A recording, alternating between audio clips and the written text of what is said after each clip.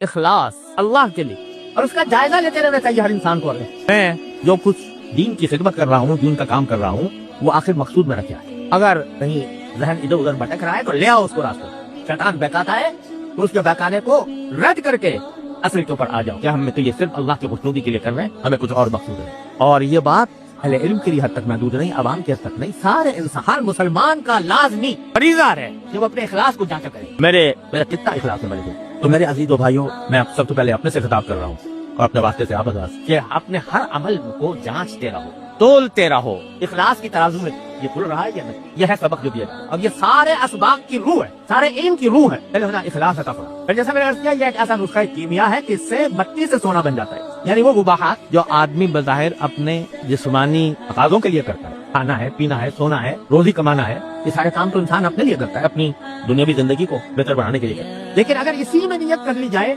अच्छी नियत कर ली जाए, क्या चीजें कर ली जाए कि मैं ये काम इत्तिबाए सुन्नत में करूंगा।